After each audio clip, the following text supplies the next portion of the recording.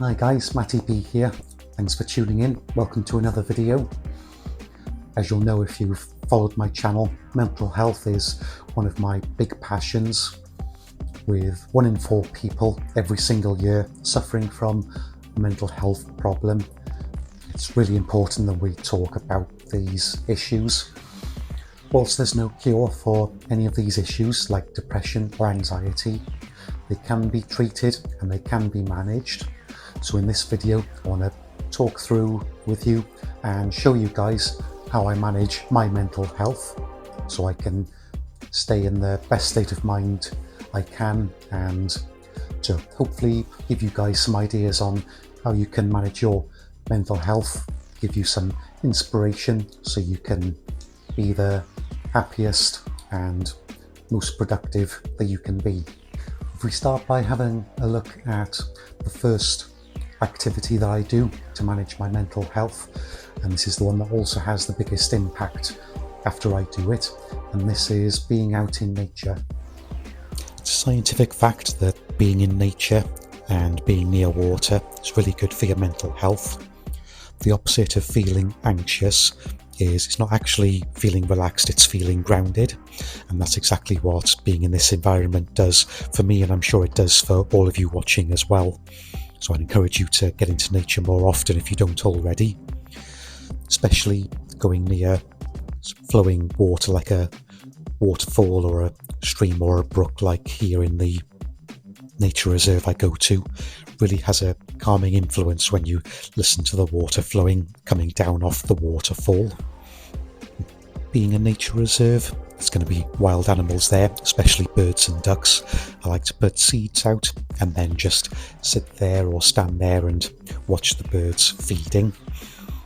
They become quite accustomed to you. They're not as bothered by you being there as you might think, as long as you don't make any sudden movements, so you can get some really good shots like I have here.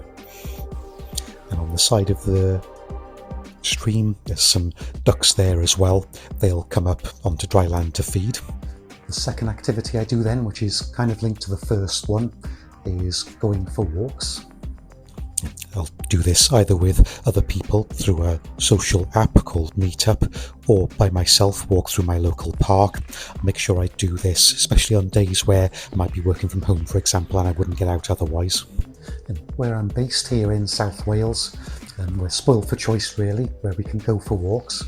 We've got the Brecon Beacons, which is an area of outstanding natural beauty. We've got loads of natural landscape, got all the mountains and the waterfalls.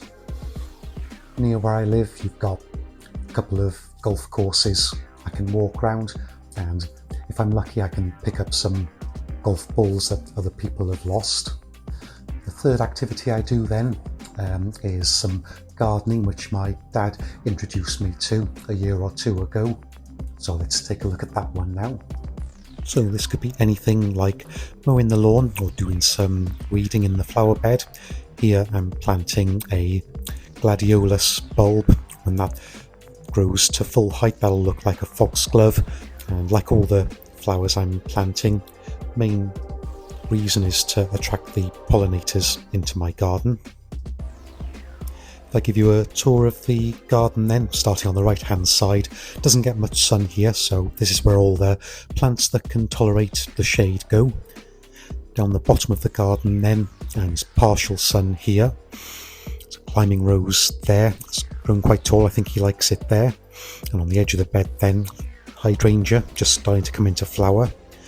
In the corner there, loads of containers where I grow all my fruits: apples, cherries, blueberries, cranberries, red currants, loads of stuff there. And then the left hand side, full sun, including my vegetable patch where I grow my produce. Back bedroom by the window where I sow the seeds for all my vegetables, and when they become seedlings they'll go out into the veg patch. Last autumn I sowed some acorns into some compost. As you can see, they started germinating. They'll grow into oak trees. Need to be patient with that, but I can't wait to see those. With all that gardening, my back garden has now become my happy place where I like to go if I need to relax, de-stress, chill out for a bit. So if I'm working from home, that's really handy to go out there and have a moment to myself in a green space. And it's really rewarding doing the gardening, because you plant all those flowers in the garden, you see them grow, bloom and blossom, add all that green and all that colour to your garden, and you see all the pollinators coming in to get their nectar, so you know you're doing good for the planet and for wildlife. And a big part then where it's really rewarding, all those seeds I sow for all my crops, like my tomatoes, cucumbers, cabbages, sunflowers, as well as all the fruits in the containers that I grow. I can watch them grow, creating all the fruits and vegetables which I can pick and enjoy as soon as I've picked them, or put them in the freezer, keep them for a bit longer. So literally you get to see the fruits of your labour. It's really rewarding, and it's one of my favourite parts of my life now. The fourth activity I do then, usually twice a week, is to play golf. And two reasons I do this, very similar to the second activity where I go for walks. You're out in green spaces, which helps you to feel grounded. There's loads of open space, so it's loads of areas for wildlife to do hunting, feeding, maybe go in the ponds to freshen up, cool down. You can watch those animals whilst they're doing all their work.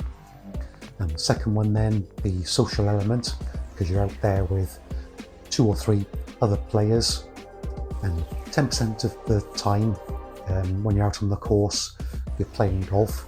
The other 90% of the time you're not actually playing golf, you're just out there in between shots, and that's the time to have a look around you, see what you can notice, all the trees, all the wildlife, anything like that, and to speak to your playing partners, whether that's talking about golf or talking about something else.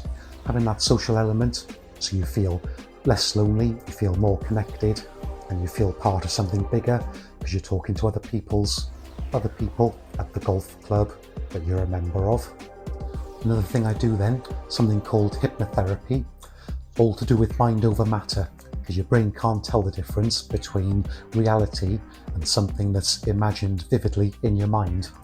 For example, if you think in your head about your favourite meal, what it's going to taste like, what it's going to smell like, do you know what happens? Your mouth starts watering, doesn't it? You start feeling hungry because you want to have that food. And it's exactly the same with this hypnotherapy I do. So if there's something coming up that I'm a bit anxious, a bit worried about, I'll do this hypnotherapy beforehand. It only takes a few minutes. I close my eyes, breathe in and out, 4 seconds in, hold the breath, 4 seconds out, hold the breath. That's 10 seconds.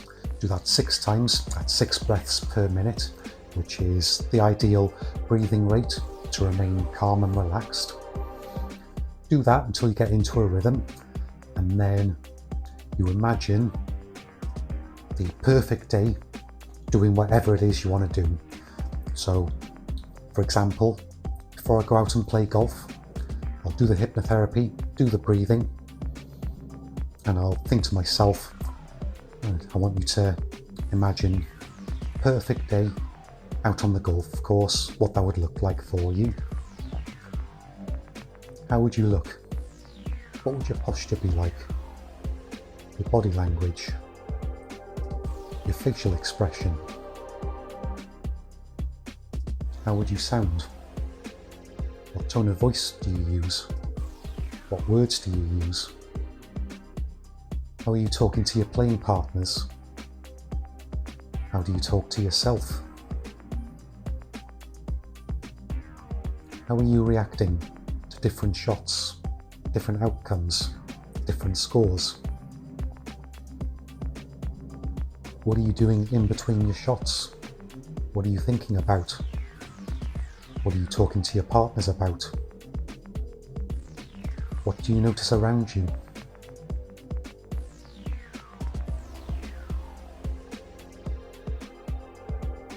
And then, in my mind, after I've done that for a few minutes, I float into that body of myself on that perfect day.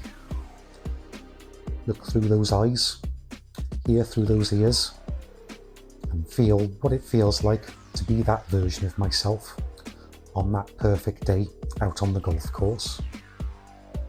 Really engage with that version of yourself, really embrace it, really think how it would feel to be that version of yourself out on the course.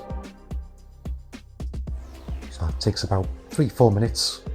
You open your eyes, and honestly, it's like you're a different person. I go out on the course and I still get upset with some bad shots and all the usual stuff, but I'm a lot more calm, relaxed, speaking to my playing partners, building rapport with them, thinking clearly about the shots because I'm not getting angry, irate and thinking, oh God, how many is that over my handicap now? I've got to try and claw that back. None of that, because I'm more relaxed and I'm thinking more about being a good playing partner or noticing stuff around me. So anything you're worried about, I can't recommend it highly enough. Do some hypnotherapy to imagine the best version of you doing it. And see what a difference it makes. The last activity I do then, which I do at the end of every day, which is to write down a mood diary. I make a note in the diary of what happened during the day, what I got done during the day, and how I felt throughout the day. I also make a note of 3 things I'm grateful for from that day, why I'm grateful for them, and how they made me feel. So putting down what's happened during the day, what you've achieved, and how you felt during the day on a pen and paper helps to put into perspective how your day went, what good things happened during the day, how much you achieved during the day, and seeing it written down how you felt during the day, you can look back and check with yourself whether you were justified feeling that way. And only really works when you do this with old-fashioned pen and paper. Wouldn't recommend doing this on a phone. Doesn't feel the same, doesn't have the same effect. And then having the gratitude list. Studies have found when you do this every day over a prolonged period, you actually rewire your brain to focusing on the good stuff in your life. By looking at the things you're grateful for, you can look much more positively on your life and realise how much good there is in your life, rather than focusing on the bad stuff and what you don't have and what you wish you had. So those are all the things that I do on a regular basis to help me look after my mental health, to manage my well-being and stay in as good a mental state as I can. Hope you found that helpful. Hope that's given you some ideas and some inspiration on what you can do maybe to look after your mental health. Because if you don't keep on top of it, unfortunately, you will spiral down like I did, to the point where you feel depression or anxiety or even suicidal. Where if you do things which you enjoy and do lots of stuff to keep you feeling grounded, relaxed, happy, and the opposite of depression and anxiety, basically, you'll thank yourself, because you'll feel a lot better with your mental health and your well-being. If you haven't already, be sure to like, share and subscribe the video and the channel, and I'll catch you guys soon.